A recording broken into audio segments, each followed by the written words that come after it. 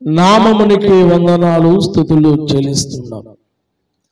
నీ బిడ్డలు రాజానైనా మరి 9 గంటలకే వచ్చి నీ ఆరాధనలో పాలు గుంపులు పండుకొని పాడి స్తుతించి ఆరాధించి చప్పట్లు కొట్టి విజ్ఞాపన చేసి నీ సన్నిధిలో ఉన్న బిడ్డలందరూ కూడా మీరు దీవించి ఆశీర్వదించి ఇంకను రానయ్యన బిడ్డల మీద దర్శించండి. అనేకులను రాజానాయని ఏర్పడున్న బిడ్డలు మీరు చేర్చండి. నగరంపాలెం గ్రామంలో ఉన్న ప్రతి ఆత్మ కొరకు ప్రార్థన చేస్తాను. ప్రతి ఒక్క ఆత్మ రక్షింపబడడం కొరకు ప్రార్థన చేస్తున్నాం. వచ్చిన బిడ్డలు నీ వారు నిలబడుకున్న దైవజనుడు నీ వాడిని వశము చేసుకుని గుడార్థమైన సంగతులు దయచేయండి. ఇదిగో రాజు లైవ్లో ఉన్న బిడ్డలను కూడా మీరు దర్శించండి. సమీపంగా నీ బిడ్డలను దర్శించండి. దూరస్తులందరూ కూడా మీరు దర్శించి ఈ వాక్యము ద్వారా నాతో అందరితో మీరు మాట్లాడమని యేసు నామమున మనము చేయించున్నాము. ఆమేన్. దేవుని స్తోత్రం కలుగుగాక. దేవుని బిడ్డలారా, కూడి వచ్చిన మీ అందరికీ కూడా అపోస్తలిక విశ్వాస సంఘ బిడ్డలందరికీ కూడా మన ప్రభువును రక్షకుడైన యేసుక్రీస్తు నామమున పేట మీ అందరికీ శుభాలు వందనాలు తెలియజేస్తాను. రెండు చేతులకి స్తోత్రం చెప్దామా? హల్లెలూయా. మనము ధ్యానం చేస్తున్న మాట సంఘములో విశ్వాసులు నిలకడ కలిగి ఉండుట. దేవుని స్తోత్రం. సంఘములో విశ్వాసులు ఎలా ఉండాలి? నిలకడగా ఉండాలి. నిలకడగా ఉండుట అంటే స్థిరముగా ఉండుట. కొన్ని విషయాలు మనం ధ్యానం చేస్తున్నాం. నిలకడగా ఉన్నప్పుడు, స్థిరముగా ఉన్నప్పుడు అనేకమైన ఇబ్బందులు రావచ్చు, ఎలుకలు రావచ్చు, ఆర్థిక పరమైనవి రావచ్చు, లేకపోతే పరిస్థితులు మారవచ్చు. అన్ని రోజులు ఒకలాగా ఉంటాయా? ఉండవు. దేవుని స్తోత్రం. కానీ ఈనాడు చాలా మంది సంతోషం వస్తే 10 మందికి చెప్తాం, దుఃఖం వస్తే ఎవరితోనూ పంచు. చేత వినండి, సంతోషం వస్తే చాలా మంది గొప్పగా ఉంటారు. అదే దుఃఖం వస్తే ఏం చేస్తుంటారు? తమలో తాము కృంగిపోతూ ఉంటారు. క్రైస్తవ జీవితం అంటేనే శ్రమలతో కూడినది. విశ్వాసి ఎప్పుడు కూడా శ్రమ పడుతూనే ఉండదు. అప్పుడే బంగారము సువర్ణంగా మార్చబడాలంటే దానికి కాల్చబడి, దాని పుటంలో వేయబడి, ఆ కంసాల వరకు చుచ్చితట ఆ సుత్తుతో కొట్టబడినప్పుడు అది ఒక విలువైన ఒక వస్తువుగా తయారు చేయబడినట్లుగానే విశ్వాస జీవితంలో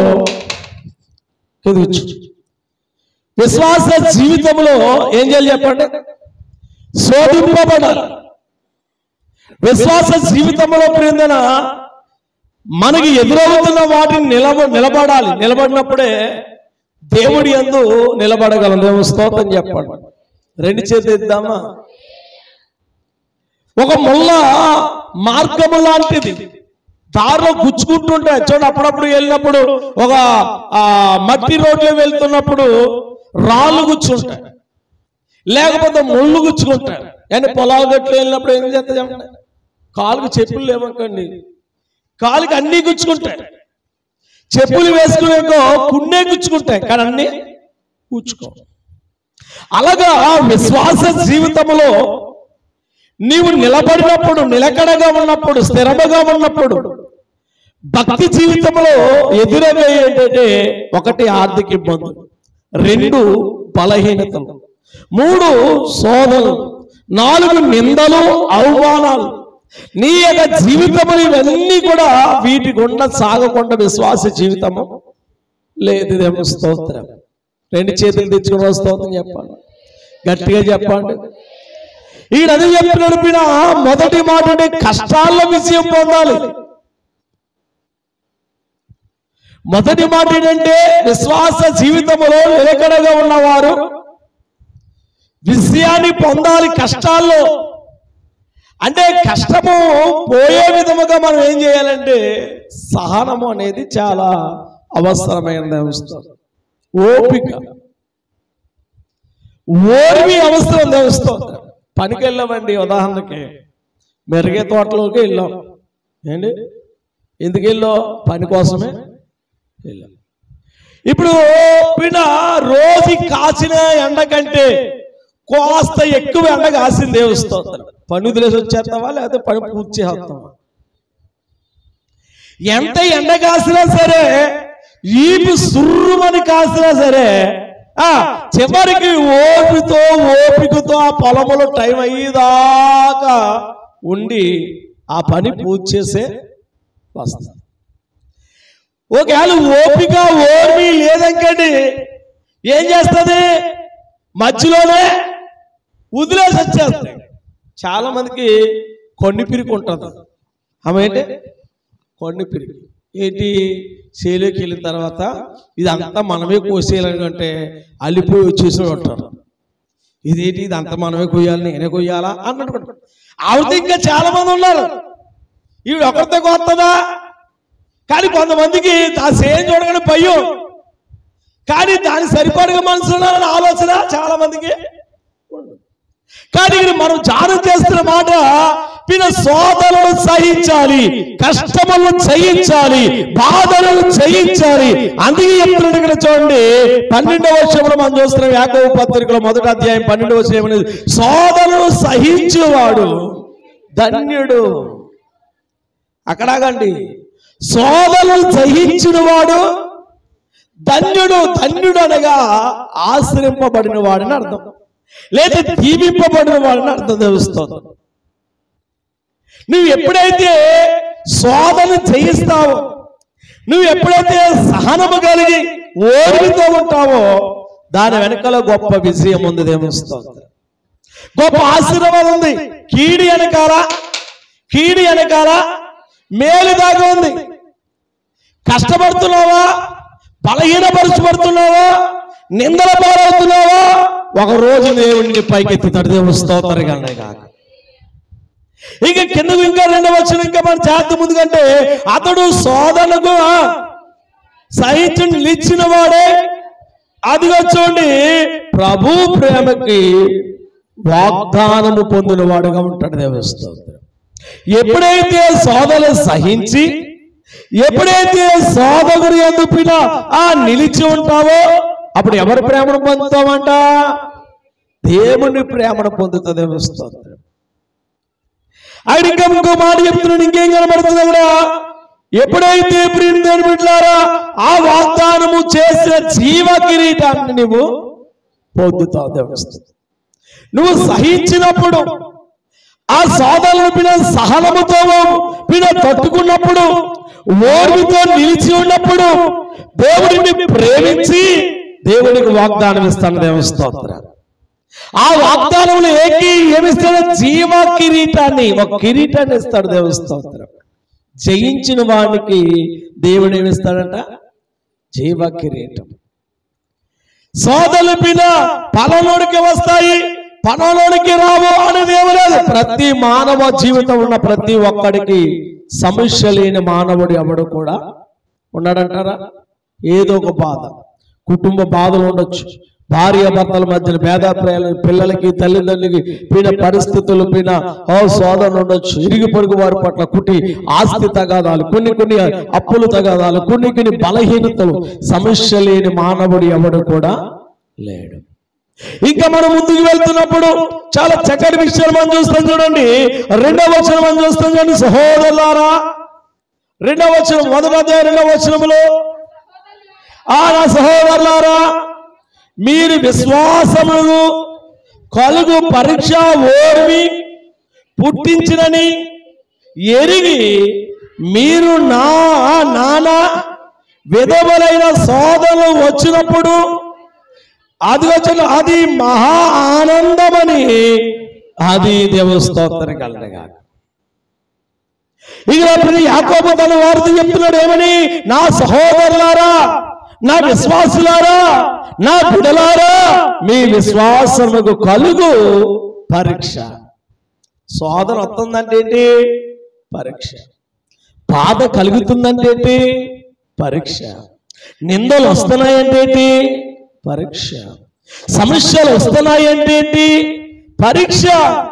అక్కడున్నప్పుడు ఎప్పుడైతే నువ్వు పరీక్ష వదులు ఓపును పుట్టించినని నువ్వు ఎరిగి మీరు నానా విధమైన శోధనలు వచ్చినప్పుడు అది మహా ఆనందమని ఎంచుడి దేవుని స్తోత్రం. కనుక నీకు ఏదైనా వచ్చినప్పుడు బలహీనత కానీ శోధన కానీ సమస్య కానీ ఏదైనా నీకు ఎదురవుతున్నప్పుడు దాన్ని ఆనందంతో సేకరించినప్పుడు దేవుడు అద్భుతం చేస్తాడు. 3వ వచనం కూడా మనం జాగ్రత్తగా చూసాము. అక్కడ 4వ వచనం కూడా చదువుతాం చూడండి. మీరు సంపూర్ణులను అనంగులను ఏ విషయములైనను కొదువు లేని వారై ఉండినట్లు ఓర్పు కలిగి తన క్రియలను కొనసాగించుడి దేవుని స్తోత్రం. బాధలు వచ్చాయని నువ్వు చేయవలసిన పని మానేయకూడదు. కష్టం వచ్చిందని నువ్వు చేయవలసిన పనిని మానేయకూడదు. అందుకని క్రియలు కావాలి. ఏముండాలి? క్రియలు కావాలి. అమ్మ ఏముండాలి? అందరూ చెప్పండి, గట్టిగా చెప్పండి. గట్టిగా చెప్పండి. మనకి క్రియలు ఉండాలి. ఏ క్రియలు ఉండాలి? ఏ క్రియలు ఉండాలి? సత్క్రియలు. చెప్పండి అందరూ కూడా. అందరూ చెప్పగలిగే సత్క్రియలు. నేను సత్క్రియలు కలిగి ప్రవర్తించాలి. అందరూ చెప్పండి మరొక మాట. నేను సత్క్రియలు కలిగి ప్రవర్తించాలి. సత్క్రియలు అంటే ఏంటి? మంచి క్రియ అంటే ఏంటి? చెప్పండి. క్రియ అంటే ఏంటి? క్రియ అంటే ఏంటి? చెప్పండి బాబు. క్రియ అంటే ఏంటి? చెప్పండి. ఇప్పుడు చెప్పండి. క్రియ అంటే పని. దేవుడి పని చేయాలి. దేవుడి పరిచర్య చేయాలి. క్రియ లేని విశ్వాసం అంటే, పని లేని విశ్వాసము మృతము అంటే చచ్చిన వారితో సమానం. మనం విశ్వాసి అని చెప్పుకుంటే సరిపోదు. దైవ కార్యాల్లో ముందుండాలి. అది విశ్వాస చేయవలసిన పని. పరిచర్య ముందుండాలి. అది దేవుని యొక్క బిడ్డలు చేయవలసిన పని. ఏదైనా కార్యక్రమం చేస్తున్నావంటే నీ ఎంత సహాయంగా నీవు ఏది చేయగలవో దానికి ముందుకు రావాలి. అది దేవుని యొక్క బిడ్డలక చేయవలసిన పని. దేవుని స్తోత్రం. యేసయ్యా నీ పని చేయుట నిత్యము నాకు నేర్పుమయ్యా. యేసయ్యా నీ పని చేయుట నిత్యము నాకు నేర్పుమయ్యా.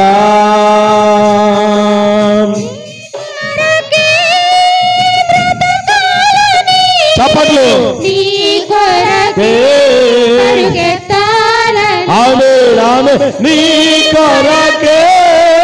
బ్రతకాలని, నీ కొరకే పరుగెత్తాలని, నీ పని చేయుట నిత్యము నాకు నేర్పుమయ్యా. యేసయ్యా నీ పని చేయుట నిత్యము నాకు నేర్పుమయ్యా. హల్లెలూయా. అదే ఒక వాక్య భాగము 5వ అధ్యాయానికి వస్తే 5వ అధ్యాయంలో 11వ వచనం చదువుతున్నాం. 11వ వచనంలో ఏం కనబడుతుంది తెలుసా? సహించిన వానికి ధన్యులనుకునుము కదా, మీరు యోబు యొక్క సహనమును వచ్చి వింటిరి. ఆయన ఎంతో జాలియు కనికరము గలవాడని మీరు తెలుసుకుని ఉన్నారు. యోబు యొక్క జీవితములు వెళ్తే యోబు కల్లాపిన ఆ ప్రాంతములో ధనవంతుడు గాని, గొప్పవాడు గాని, అందగాడు గాని, ఆస్తిపాస్తుల విషయములు గాని, ఐశ్వర్యములు గాని, భక్తి విషయములు గాని అతడు పైన అతడు గొప్పవాడు ఎవడు లేడని దేవుడు చెప్తున్నాడు. అలాంటి గొప్పవాడికి ఏమొచ్చింది? చెప్పాలి ఏమొచ్చింది? కష్టాలు వచ్చాయి, బాధలు వచ్చాయి, వేదన కలిగింది. యోబుకి 10 మంది సంతానం అయితే ఆ 10 మంది సంతానం ఒకేసారి భవనం కూలి ఏమైపోయారు? చనిపోయారు. రెండోది పిన తనకు పనివారు పోయారు, తనకున్న ఆస్తి పోయింది, తనకున్న పిన సమస్తమును పోయి చివరికి తన ప్రేమించిన స్నేహితులే తిరగబడి శోధించారు. చివరికి కట్టుకున్న భార్య శోధించింది, నిందించింది, అవమానపరిచింది. చివరికి ప్రేమదేవుడా తన శరీరం అంతా కూడా పొల్లతో ఉండి పిన ఒక పశువుల సాలలో పిన ధూళిలో పిన ఆ కొట్టుమిట్టాడుతూ చెల్లాపింగులతో తనకి ఆ కలిగిన వేదన బట్టి గోక్కుంటుంటూ పరిస్థితులకు వెళ్ళిపోయిన దేన స్థితులకు వెళ్ళిపోయిన పరిస్థితుల్లో అయినా సరే తన విశ్వాసాన్ని కోల్పోలేదు. ఓర్పుతో సహనముతో పిన దేవుడి యందు ఏ విశ్వాసాన్ని మొదటి కలిగి ఉన్నాడో ఆ విశ్వాసముతోనే దేవుడి నిలిచున్నాడు. చివరికి అపవాది ఓడిపోయాడు. యోబు రెండింతల ఆశీర్వాదం పొందాడు. దేవుని స్తోత్రం. ఎన్ని బాధలు ఉన్నాను, ఏ బంధువులైనాను, ఎంత కష్టము వచ్చినా నిష్ఠురమైనాను, ఎన్ని బాధలు ఉన్నాను, ఏ బంధువులైనాను, ఎంత కష్టము వచ్చినా నిష్ఠురమైనాను. నీ మాట చాలయ్యా, నీ చూపు చాలయ్యా, నీ తోడు చాలయ్యా, నీ నీడ చాలయ్యా, నీ మాట చాలయ్యా, నీ చూపు చాలయ్యా, నీ తోడు చాలయ్యా, నీ నీడ చాలయ్యా, నీ ఉంటే నాకు చాలనేసయ్యా, నీ వెంటే నేను ఉంటానేసయ్యా, నీ ఉంటే నాకు చాలనేసయ్యా, నీ వెంటే నేను ఉంటానేసయ్యా. హల్లెలూయా. కనుక ఎన్ని కష్టాలు, ఎన్ని శ్రమలు, ఎన్ని బాధలు పిన వచ్చినప్పటికీ యోబు విశ్వాసముతో నిల్చున్నాడు. ఆ యోబు యొక్క పుస్తకానికి వెళ్తే యోబు గ్రంథమునికి వస్తే అక్కడ చూస్తున్నాము. ఇప్పుడు 5వ అధ్యాయం 17వ వచనాన్ని చూస్తున్నాం. చూడండి, యోబు యొక్క పిన పుస్తకానికి వస్తే 5వ అధ్యాయం 17వ వచనం. దేవుడు గద్దించు మనుషుడు, 5వ అధ్యాయము 17వ వచనం. దేవుడు గద్దించు మనుషుడు ధన్యుడు, కాబట్టి సర్వశక్తులకు దేవుని శిక్షను తునీకరింపకము. దేవుని స్తోత్రం. దేవుడి బిడ్డలు దేనికి లోబడాలంట? అలా యమనస్తులు దేనికి లోబడాలి? విశ్వాసం దేనికి లోబడాలి? చెప్పండి అందరూ కూడా, వెనకాల చెప్పండి. దేవుడు చెప్పండి, దేవుడు గద్దించు మనుషుడు ధన్యుడు. మళ్ళీ చెప్పండి, దేవుడు గద్దించిన మనుషుడు ధన్యుడు. ఇప్పుడు ఎవరు గద్దింపుకు లోబడాలి? ఎవరు కేకకు మనము లోబడాలి? దైవజనుడి యొక్క మాటకు, దైవజనుడి గద్దింపుకు, దైవజనుడి పైన ఏదైనా ఒక మంచి చెప్తున్నప్పుడు, విశ్వాసి పైన నీ గురించి ఏదైనా దేవుడు మాట్లాడుతున్నప్పుడు ఒకవేళ తెలిసి అమ్మ నువ్వు ఇలా ఉండకూడదు, అమ్మ నువ్వు ఇలా చేయకూడదు, నువ్వు ఎందుకు అలా చేస్తావు అని గద్దిస్తున్నప్పుడు ఆ గద్దింపుకి ఏం చేయాలి? మొహం చెండపుచ్చుకోకూడదు. దేవుడి బిడ్డల పైన కోపగించుకోకూడదు. అప్పుడు కోపగించుకున్నప్పుడు గద్దింపుకు లోబడినట్టుగా తిరస్కరించట్లా చెప్పాలి. కోపపడి సమాధానం మాటకు సమాధానం చెప్తే లోబడినట్లా, లేకపోతే తిరగబడినట్లా చెప్పాలి. నా మాట అర్థమైందా? దేవుడు గద్దిస్తే లోబడితే పిండానికి మేలు, లోబడకపోతే అది మనకి నష్టం. దేవుడి బిడ్డలు ఆ గద్దింపుకు లోబడి అందుకంటాడు. పిన మనం గద్దిస్తుంటాడు. సరిగా లేనప్పుడు, సరిగా ఉండలేనప్పుడు, మన ప్రవర్తన సరిగా లేనప్పుడు, మన నడక సరిగా లేనప్పుడు, మనం లోకబలం ఉన్నప్పుడు, మన లోక సభ వాటిని వాటిని అనుసరిస్తున్నప్పుడు లోకములో ఉన్నవి అల్పకాల వాటిని లేనివి మనం అనుసరిస్తున్నప్పుడు సేవకుడు గద్దిస్తున్నప్పుడు ఏం చేయాలి? కొంతమందికి ఎంత చెప్పిన వినరు. చాలా మంది పిల్లలు లోకంలో చూసి చేతి నిండా తాళ్ళు కట్టుకుని వస్తారు. కొంతమంది దిష్టి దరిద్రుని కాలుకోతాడు, మెడకోతాడు, చేతికోతాడు.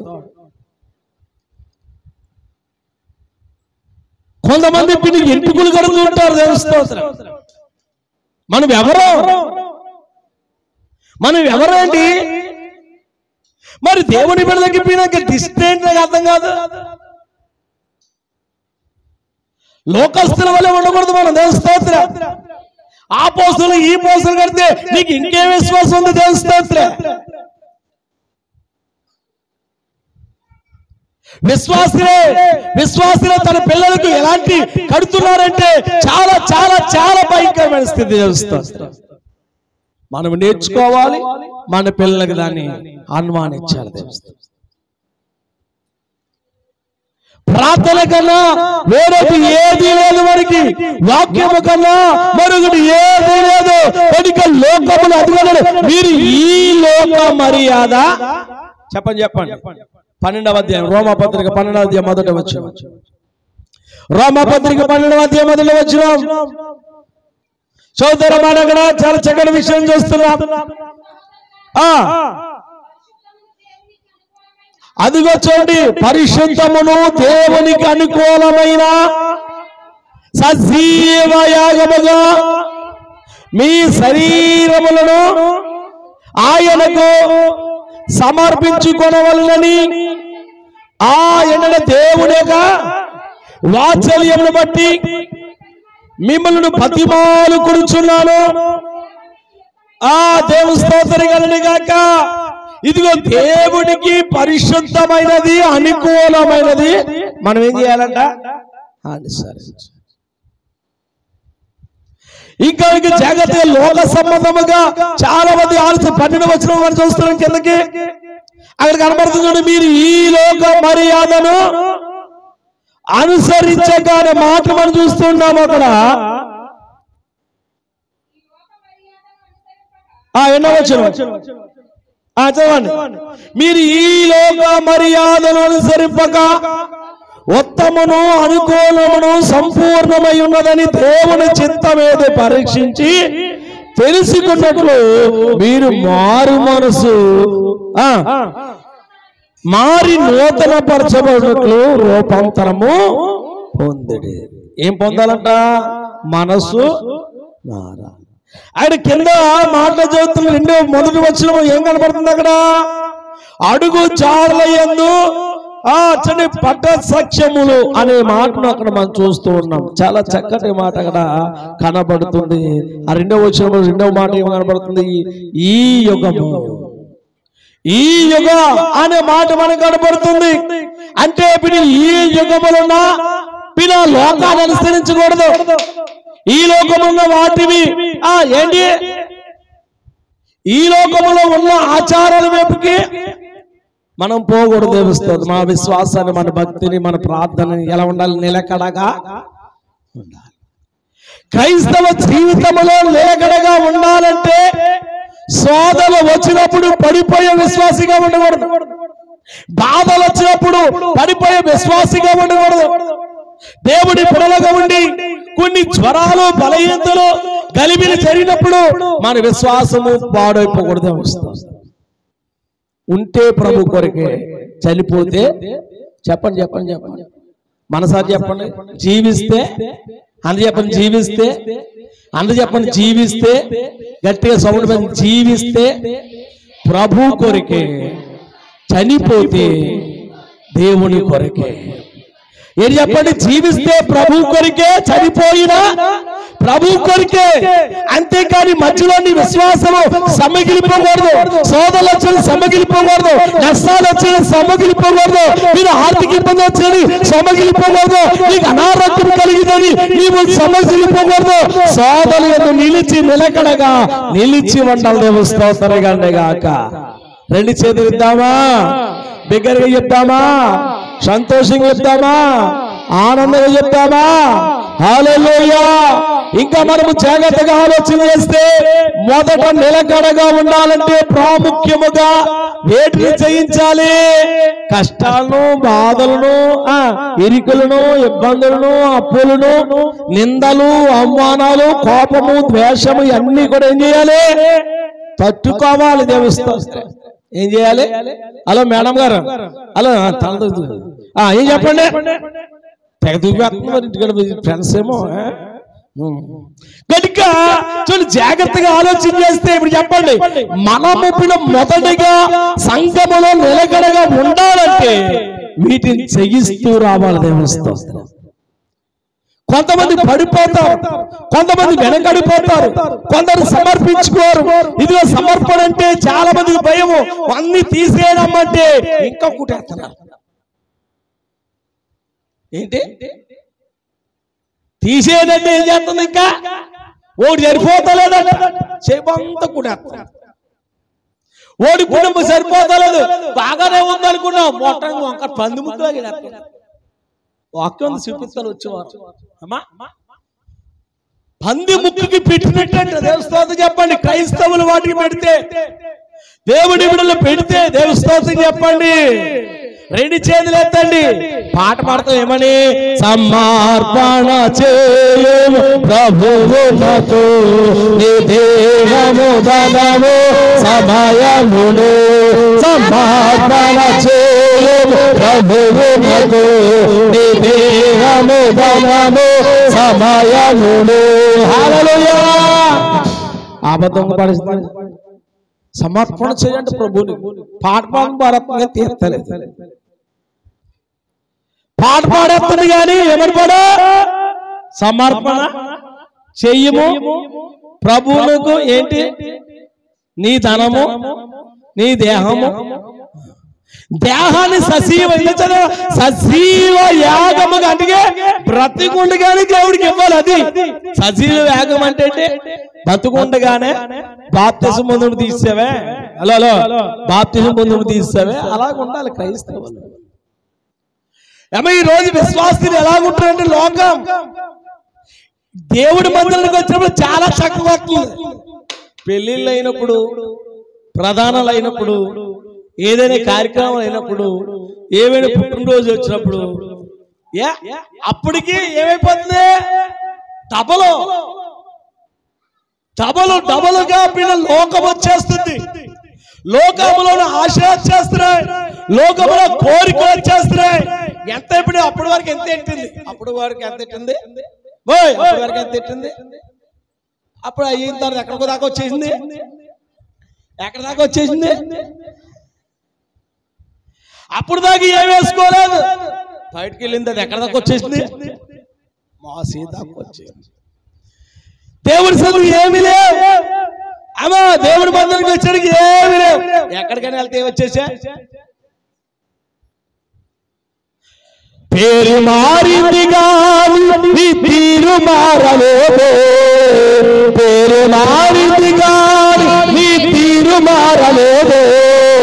విశ్వాసీ, ఓ విశ్వాసీ, విశ్వాసీ,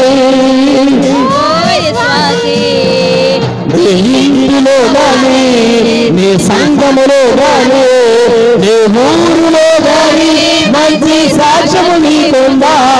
నీ ఇంటిలో గాని, నీ సంఘములో గాని, నీ ఊరులో గాని మంచి సాక్ష్యము నీకుందా? పేరు మారిందిగా ఈ తీరు మారలేదు. పేరు మారిందిగా ఈ తీరు మారలేదు. విశ్వాసీ, ఓ విశ్వాసీ, విశ్వాసీ, ఓ విశ్వాసీ. హల్లెలూయా. ఏం మారిపోయింది? గుళ్ళో బాగానే ఉంటుంది, కుడి బయటికి వెళ్ళిన తర్వాత ప్రార్థనలో బాగా ఉంటుంది, ఇంటికి వెళ్ళిన తర్వాత దేవుని స్థలంలో బాగా ఉంటుంది. ఊళ్ళో సాక్ష్యం వింటేనే చాలా భయంకరంగా ఉంటుంది. ఇక మొదటి మాట నిలకడగా ఉండాలంటే కష్టాలు పొందాలి, విజయాన్ని పొందాలి. ఈ కష్టాల్లో విజయాన్ని పొందాలని మనం ఎవరు ఎంత బలవంతులు కావాలి? హలో, ఎవరెందు బలవంతులు కావాలి? క్రీస్తు యందు మనము బలవంతులము కావాలి. శక్తివంతులుగా ఉంటేనే వచ్చే వాటిని కూడా ఎదుర్కోగలం. ఇంకా జాగ్రత్తగా రెండో విషయానికి వెళ్తున్నాం చూడండి. అక్కడ గల్తీ పత్రిక మనం చూస్తున్నాము, మంచి పనుల్లో నిలకడగా ఉండాలి. గల్తీ పత్రిక 6వ అధ్యాయము 9వ వచనం రెండో మాటకు వెళ్తున్నాం. మనము మేలు చేయటి యందు మనము అలయక ఆ మేలు చేసేదమని తగిన కాలమందు ఆమె దేవుని స్తోత్రగలనే గాక. చూడండి, ఇక చాలా జాగ్రత్తగా మనం ఆలోచన చేస్తే రెండో మాటని మనము మేలు చేయట యందు నిలకడగా ఉండుము. క్రైస్తవుడు అనగానే మేలు చేసేవాడు. అలా దేవుని బిడ్డలనగానే సహాయం చేసేవారు. అర్థమవుతుందా నా మాట? క్రైస్తవులు దేవుని బిడ్డలు, ప్రభువు నమ్ముకున్న బిడ్డలు, ప్రార్థన చేస్తున్న బిడ్డలు, మనం ఏమి కలిగి ఉండాలి అని ఆలోచన చేస్తే మనమందరం కూడా క్రీస్తు యందు మంచి పనులు చేయడానికి, మనమందరూ కూడా దేవుని పనులు చేయడానికి పూనుకున్న వారమై ఉండాలి. నిలకడగా ఉండేవాడు ఎలాగుంటాడు తెలుసా? అక్కడ 9వ వచనంలో చెప్తున్నాడు. అక్కడ ఏమన్నాడు? మనము మేలు చేయటకు అది నిలకడగా ఉండాలి, స్థిరముగా ఉండాలి. ఈ రోజు ఎంత మంచి పని చేస్తావు? ఒకసారి ఇంటికి వెళ్ళిన తర్వాత ఒక ప్రశ్న, అమ్మా అందరికీ ఒక ప్రశ్న. చదువుకున్న పిల్లలు అయితే చదువు వచ్చినంటేనే ఓ పేపర్ తీసుకుని దాన్ని 2 భాగాలు చేయి. అర్థంగా ప్రోడక్ట్ పేపర్ తీసుకుని అలాగే నిలికి ఓ పక్కన దేవుడు నీకు చేసిన మేలు, ఓ పక్కన నువ్వు దేవుడు చేసిన మేలు. అర్థమవుతుందన్నమాట.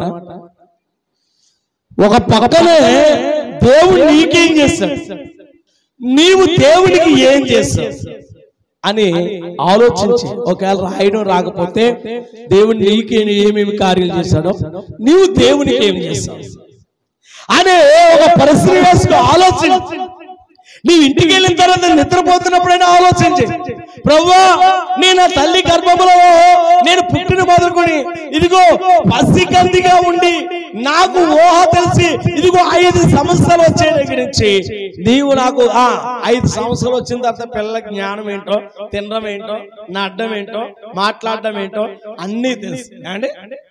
ఇప్పుడు నీవు 5 సంవత్సరాల నుండి ఇప్పుడు నీకు 30 సంవత్సరాలు, లేదు 40 సంవత్సరాలు, లేదు 50 సంవత్సరాలు, లేకపోతే 60 సంవత్సరాలకు వచ్చు. ఈ 60 సంవత్సరాలు దేవుడికి ఏం చేశాడు, నువ్వు దేవుడికి ఏం చేశావు? మన గుడికి ఎప్పటి నుంచి వస్తున్నా పోనీ, ఒక్కొక్కరికి 10 సంవత్సరాలు కావచ్చు, లేదు 15 సంవత్సరాలు కావచ్చు, 20 సంవత్సరాలు కావచ్చు.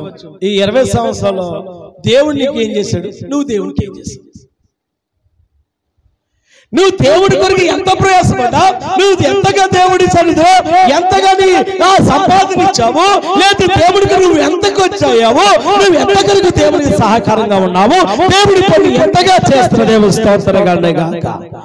ఏం చేశానయ్యా నీ కోసం ఈ బ్రతుకుని చావని, ఏం మోసానయ్యా నీ కోసం నన్ను చూచావని, ఏం చేశానయ్యా నీ కోసం ఈ బ్రతుకుని చావని, ఏం మోసానయ్యా నీ కోసం నువ్వు నన్ను చూచావని, ఒక్కరినయ్యా ఒక ఆత్మనైనా రక్షించానా, నీతో వెలిగించానా, ఒక్కరినైనా ఒక ఆత్మనైనా రక్షించానా, నీతో వెలిగించానా, ఏం చేశానయ్యా నీ కోసం ఈ బ్రతుకుని చావని, ఏం మోసానయ్యా నీ కోసం నువ్వు నన్ను చూచావని, ఏం చేశానయ్యా నీ కోసం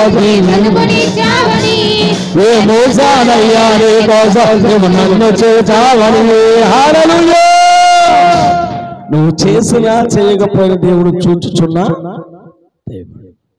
మూడో విషయం ఏంటంటే క్రైస్తవుడు ఈ యొక్క నిలకడ జీవితంతో నడవాలి, ఆయన మార్గములు నడవాలి. క్రైస్తవ జీవితం అనగానే ఒక మార్గము లాంటిది. ఏం చెప్పాలి? క్రైస్తవ జీవితం అనగానే క్రైస్తవ జీవితం అనగానే క్రైస్తవ జీవితం అనగానే చెప్పండి. క్రైస్తవ జీవితం అనగానే క్రైస్తవ జీవితం అనేది చెప్పండి ఒక మార్గము. ఎవరి మార్గంలో మనము? యేసయ్య మార్గంలో. చెప్పండి, నేను యేసయ్య మార్గములో ఉన్నాను. దేవుని స్తోత్రం కలుగును గాక. ఆయన అక్కడిగా నేనే మార్గము, జీవము, సత్యం. క్రైస్తవం అనేది ఒక మతము కాదు. మతము అనేది ఒక మనిషిని బట్టి వచ్చింది. కానీ క్రైస్తవుడు అనే మాట దేవుడు నమ్ముకుని బిడ్డలకు పెట్టబడిన పేరు. క్రైస్తవుడు అనగంటే మతము కాదు. క్రైస్తవుడు అనగా దేవుడు నమ్ముకోన బిడ్డలకు పెట్టబడిన పేరు. అది అంత్యకాల వారిని మొట్టమొదటిగా వారిని క్రైస్తవులుగా పిలువబడేది. ఈయన హెబ్రీ పత్రిక వచ్చేయండి. హెబ్రీ పత్రికలో 12వ చూస్తున్నాము. ఇంత గొప్ప సాక్షి సమూహము మేఘం వలె మనను ఆవరించినందున ఇక్కడ జాగ్రత్తగా ఆలోచన చేస్తున్నాము. సమూహముగా దేవుని యొక్క సన్నిధిలో మనం ఏం చేయాలి? ఉండాలి. మనం సమూహముగా ఉన్నాం, ఆయన మార్గములో ఉన్నాం.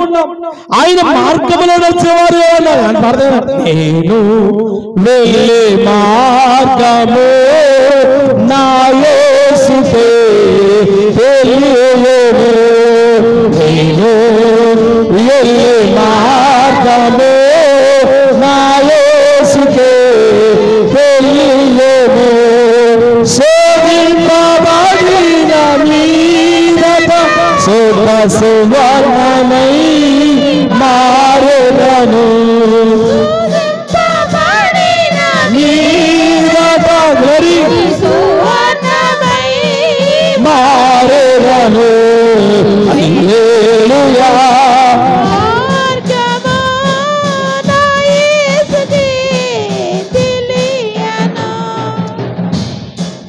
దేవుని స్తోత్రం కలుగును గాక. అప్పుడప్పుడు పాడితే పాట వస్తుంది. మరి ఈ పాటలు పాడడం మనందరికి డీజే సాంగ్లా ఉండాలి. పాటలు ఎలా ఉండాలి? పాట డీజే సాంగ్ లాగా ఉంటూ ఊపొచ్చారు. ఇలాంటి పాటలు పాత పాటలు పాడరు, రావు. పాత పాటలు అనుభవంతో కూడిన పాటలు.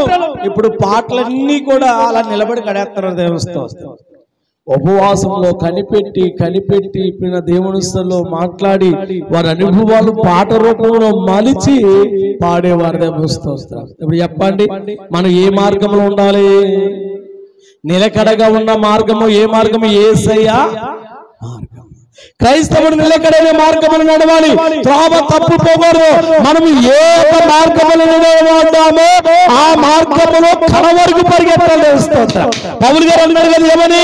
ఇదిగో నా పొరుగుని నేను ఏం చేశాను? కడ మట్టి తీసి అంటే చివరి వరకు పరిగెత్తాలి. మనము కూడా పందెం రంగంలో ఉన్నాం, పరిగెట్టాలి. ఎప్పటి వరకు పరిగెట్టాలి? ప్రభు చెత్త వరకన్నా పరిగెట్టాలి, మనం వెళ్ళిపోయేదాకన్నా పరిగెట్టాలి. పరిగెట్టమని లేచి పరిగెట్టమని కాదు అక్కడ తెలివైలో ఉంటారు. ఐగారు పరిగెట్టమన్నారు, లేచి పరిగెట్టమని ఉంటారు. పరిగెట్టమంటే అది కాదు, ఆత్మ సంబంధంగా ప్రార్థనతోనూ పాటలతోనూ ఆత్మీయంగా ఆ మార్గములు నడవాలి. తెలుస్తూ చాలా మంది పాడతాం. ఏం పడతా? యేసు లేనిదే నే నడవలేను, ఒక అడుగైనా వెయ్యలేను. యేసు లేనిదే నే నడవలేను, ఒక అడుగైనా వెయ్యలేను. హల్లెలూయా. ఏం పాడం చెప్పండి?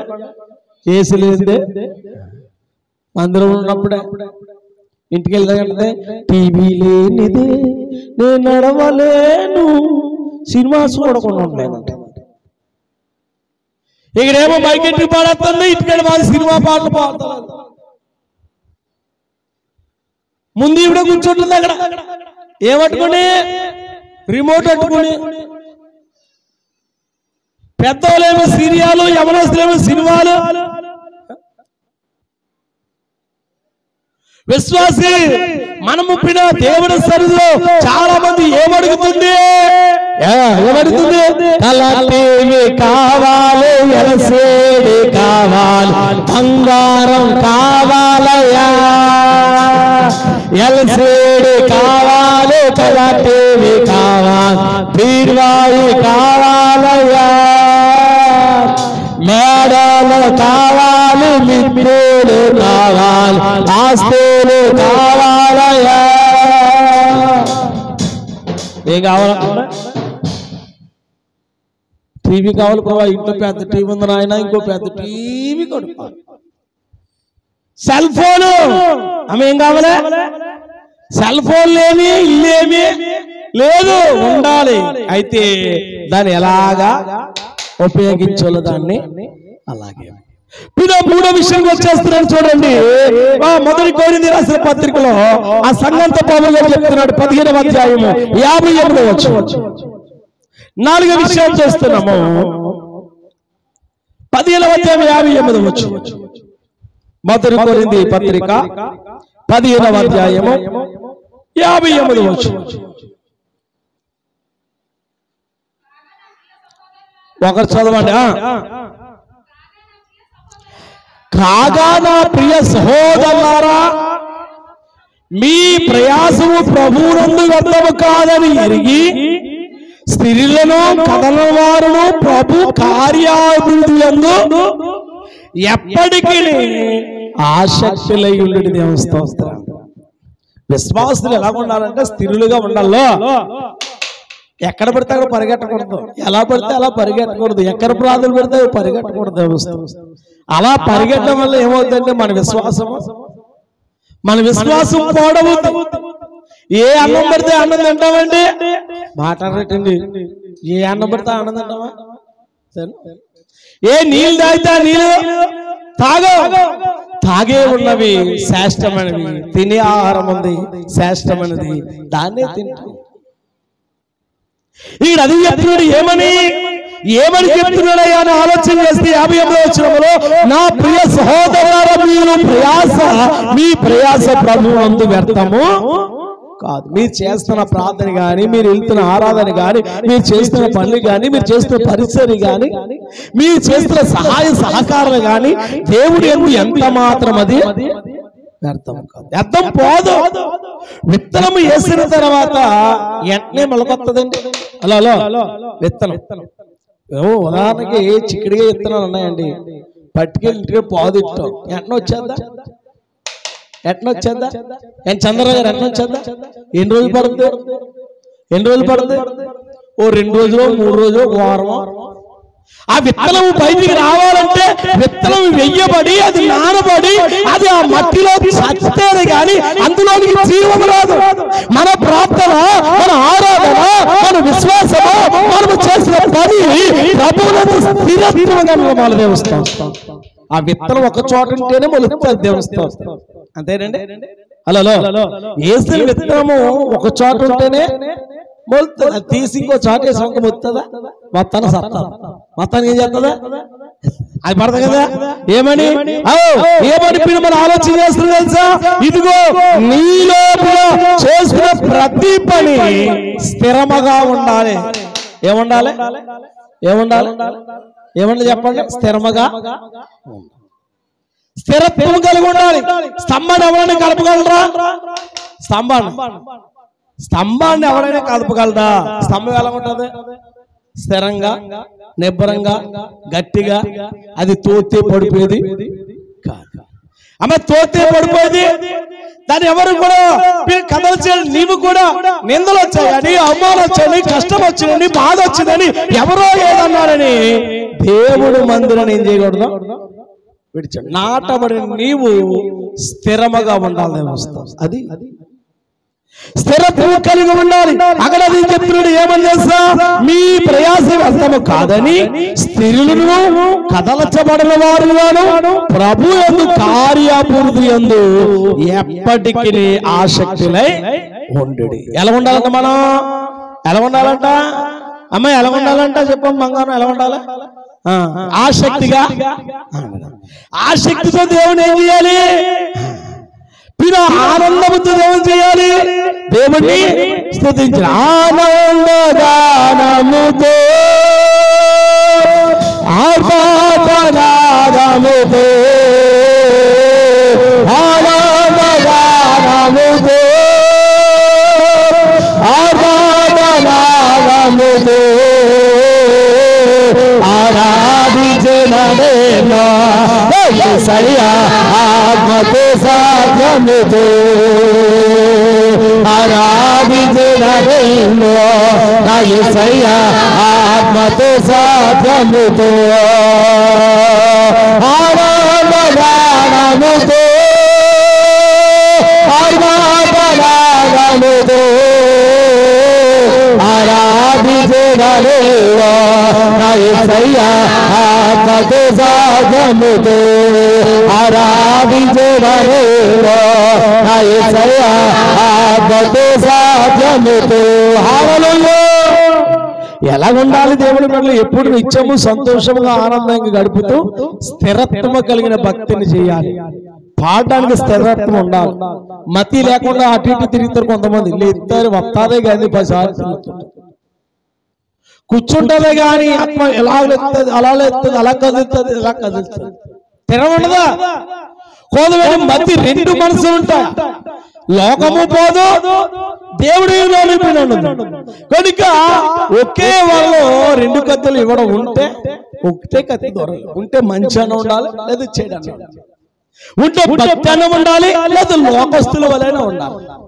అవ్వ కావాలి, ప్రభు కావాలంటే 2 పడవల మీద ప్రయాణము చేయడు. ఆఖరి మాటగా 5వదిగా చూడు, లూకాసు వార్తలో 5వ అధ్యాయం, లూకాసు వార్త 5వ అధ్యాయంలో క్షమించండి 11వ అధ్యాయం 5వ వచనం, 11వ అధ్యాయం 5వ వచనం ఏంటంటే, మరియు ఆయన వారితో ఇట్లనెను, మీలో ఎవరికైనాను ఒక స్నేహితుడు ఉండగా అతడు అర్ధరాత్రి వేళ ఒక స్నేహితుడు యొద్దకు వెళ్ళి, స్నేహితుడా నాకు 3 రొట్టెలు బదులు, నా స్నేహితుడు ప్రయాణము చేయొచ్చు ఉన్నాడు, మార్గములు నా యొద్దకు వచ్చి ఉన్నాడు, అతని పెట్టుటకు నా యొద్ద ఏమీ లేదు.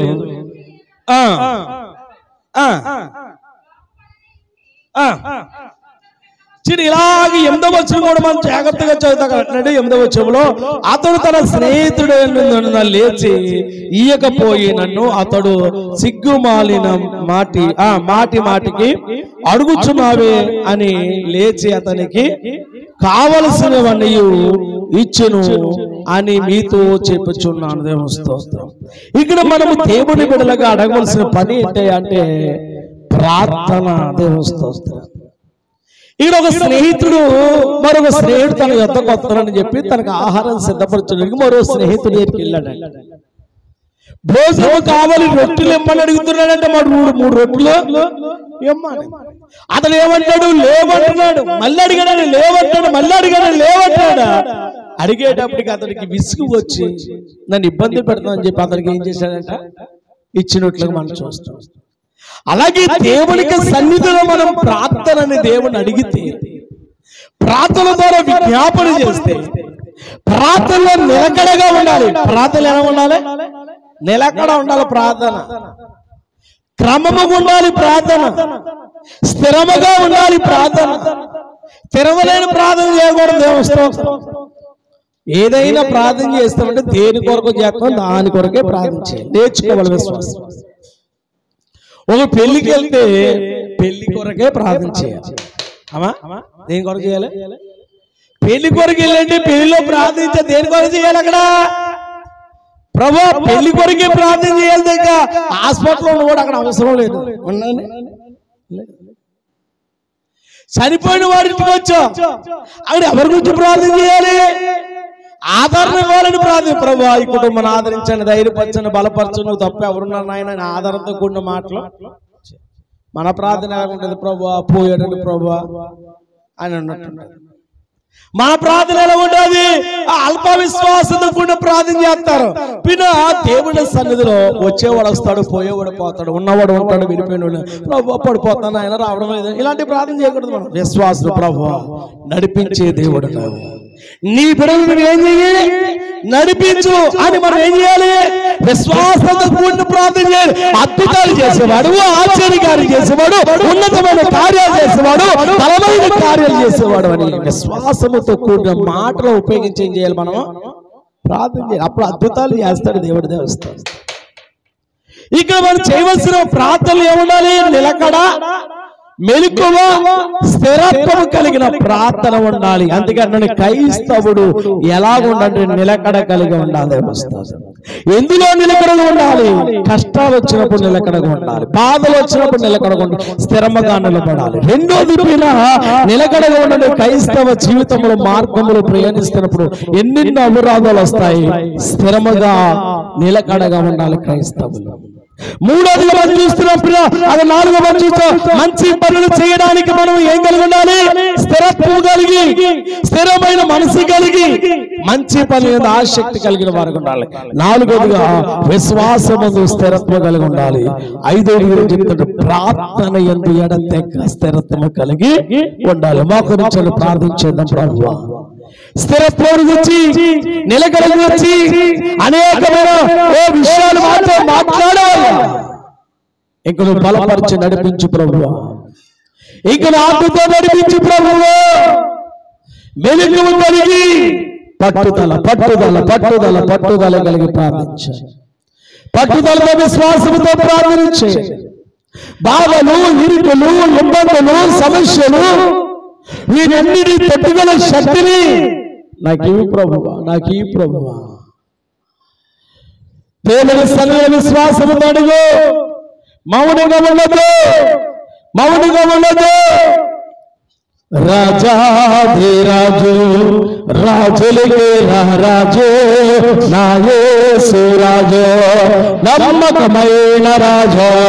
రాజాధిరాజు, రాజులకే రాజు, నా యేసు రాజు, నమ్మకమైన రాజు. రాజాధిరాజు, రాజులకే రాజు, నా యేసు రాజు, నమ్మకమైన రాజు. వందరములతో నేను స్తోత్రము చెల్లించెదను, వందరములతో నేను స్తోత్రము చెల్లించెదను. రాజాధిరాజు, రాజులకే రాజు, నా యేసు రాజు, నమ్మకమైన రాజు. రాజాధిరాజు, రాజులకే రాజు, నా యేసు రాజు, నమ్మకమైన రాజు. శోధనలోనే ఉన్నా, బాధలలోనే ఉన్నా, శోధనలోనే ఉన్నా, బాధలలోనే ఉన్నా, నిర్జీవముగా ఉన్నా, నిలకడలేక ఉన్నా, నిర్జీవముగా ఉన్నా, నిలకడలేక ఉన్నా, నేనే నీకు తోడైనకు చాలు అనరాజుకు, నేనే నీకు తోడైనకు చాలు అనరాజుకు. వందనములు కోనేరో స్తోత్రము చెల్లించెదను, వందనములు కోనేరో స్తోత్రం చెల్లించెదము, వందనములు కోనేరో స్తోత్రము చెల్లించెదను. రాజాధిరాజు, రాజులకే రాజు, నా యేసు రాజు, నమ్మకమైన రాజు. రాజాధిరాజు, రాజులకే రాజు, నా యేసు రాజు, నమ్మకమైన రాజు. చీకటిలోనే ఉన్నా, చీకటిలోనే ఉన్నా, చీకటిలోనే ఉన్నా, చీకటిలోనే ఉన్నా, దారి కరిగిపోతున్నా, గమ్యములేగా ఉన్నా, దారి కరిగిపోతున్నా, నిలకడలేగా ఉన్నా, నేనే నీకు తోడైనకు చాలు అనరాజుకు, నేనే నీకు తోడైనకు చాలు అనరాజుకు. వందనములు కోనేరో స్తోత్రము చెల్లించెదను, వందనములు కోనేరో స్తోత్రము చెల్లించెదను, వందనములు కోనేరో స్తోత్రము చెల్లించెదను, వందనములు కోనేరో స్తోత్రము చెల్లించెదను. రాజాధిరాజు, రాజులకే రాజు, నా యేసు రాజు, నమ్మకమైన రాజు. రాజాధిరాజు, రాజులకే రాజు, నా యేసు రాజు, నమ్మకమైన రాజు. ఒంటరిగా ఉన్నా, కంటి నిండా నీరున్నా ఒంటరిగా నేనున్నా కంటి నిండా నీరున్నా అపవాదికి భయపడినా అపజయమే నాకున్నా అపవాదికి భయపడినా అపజయమే నాకున్నా నేనే నీకు తోడేక చాలు అనరాజుకు నేనే నీకు తోడేక చాలు అనరాజుకు వందనములు కోరేలో స్తోత్రము చెల్లించదనా వందనములు కోరేలో స్తోత్రము చెల్లించదనా వందనములు కోరేలో స్తోత్రము చెల్లించదనా వందనములు కోరేలో స్తోత్రము చెల్లించదనా వందనములు కోరేలో స్తోత్రము చెల్లించదనా వందనములు కోరేలో స్తోత్రము చెల్లించదనా వందనములు కోరేలో స్తోత్రము చెల్లించదనా వందనములు కోరేలో స్తోత్రము చెల్లించదనా వందనములు కోరేలో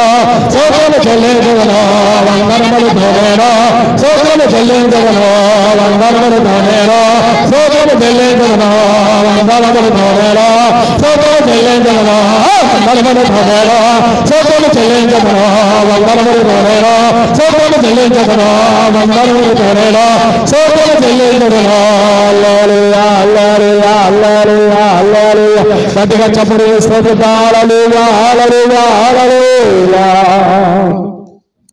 ప్రభు సన్నిధిలో ప్రార్థించడం దేవాని కొందనాలనైనా నిలకడ కలిగిన వారిగా ఉండాలని స్థిరత్వం కలిగిన వారిగా ఉండాలని ప్రార్థన పట్టుదల కలిగి స్థిరముగా ఉండాలని అయ్యా క్రైస్తవ జీవితం స్థిరత్వం కలిగిన వారిగా ఉండాలని అనేకమైన విషయాలు మాతోను అందరితోనూ మీరు మాట్లాడి ధైర్యపరిచి బలపరిచి స్థిరపరిచి నడిపించినందుకు కూడిన బిడ్డలను వాక్యమైన బిడ్డలను బలపరిచి నూరంతలుగా ఫలింపచేయమని యేసు నామమున మనము చేయుచున్నాము ఆమేన్. దేవుని స్తోత్రకండి గాక.